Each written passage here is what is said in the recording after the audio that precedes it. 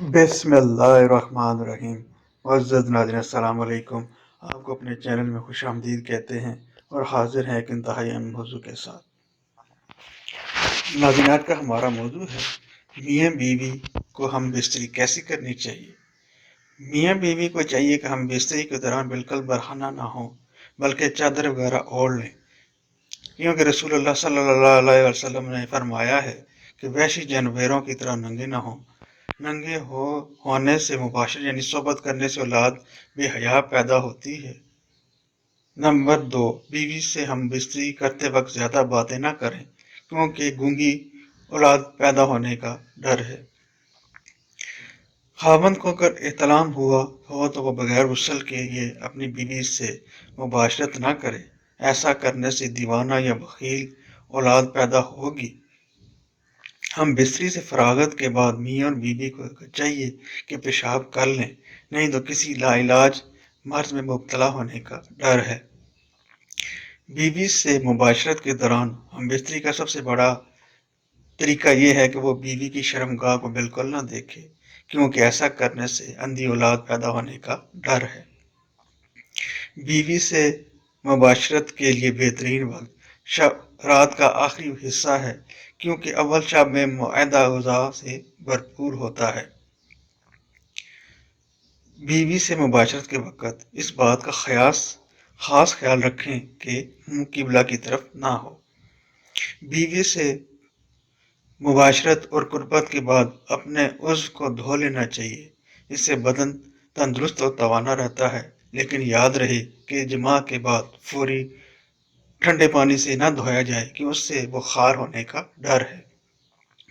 बीवी से हम बसरी से फरागत के बाद अपने बदन को निजासत से धोकर साफ कर लें और वजू कर लें। बेहतर है कि मुबाशरत के बाद जल्द अज जल्द गुस्ल कर लें, लेकिन अगर कोई मजबूरी हो या आखिर शब में दोबारा बसरी का इरादा हो तो कम अज कम फ़ौरन वजू कर लें।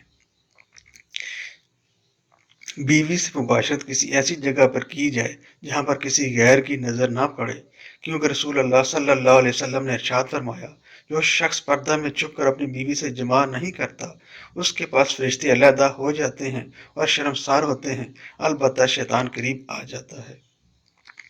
बीवी से मुबाशरत करने से पहले बीवी से छेड़छाड़ करना एक अच्छा फेल है, इसलिए कि अगर औरत की ख्वाहिश पूरी ना हो सकी तो उस सूरत में औरत को अफसोस होता है और औरत अपने खामन से नफरत करने लग पड़ती है। बीवी की मर्जी के बगैर कोई खामन मुबाशरत के बाद बार इंजाल नहीं कर सकता, अलबत्ता लोंडी पर पूरा इख्तियार है। हैज़ व निफास से फरागत के बाद बीवी से मुबाशरत जायज़ है, अलबत्ता हैज़ व निफास के दौरान औरत से मुबाशरत करना हराम है। अगर कोई कर बैठे तो तौबा इस्तग़फ़ार करे, क्योंकि ये वाजिब है। किसी शोहर को 4 माह से ज़्यादा बीवी से अलहदा रहने का इख्तियार नहीं है, क्योंकि ऐसा करने से औरत के लिए इससे ज़्यादा मुद्दत शोहर के बगैर इसकी बर्दाश्त से बाहर हो जाती है।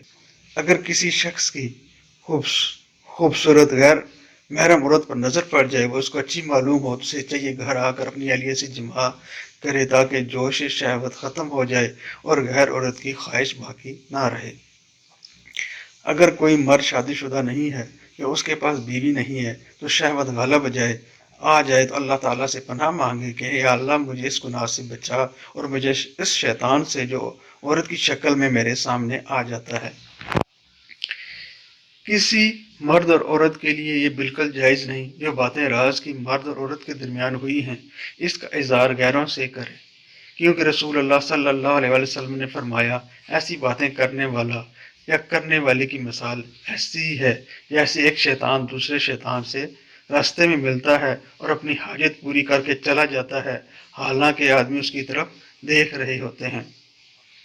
अगर कोई शोहर अपनी बीवी को जमा के लिए बुलाए तो उसे फौरन हाजिर होना चाहिए, खा वो तनूर पर रोटियां क्यों न बना रही हो, क्योंकि हदीस पाक में जिसका मफहूम है, अगर कोई शोहर अपनी बीवी को जमा के लिए बुलाए और वो हाजिर ना हो तो फरिश्ते सुबह तक उस औरत पर लानत भेजते रहते हैं।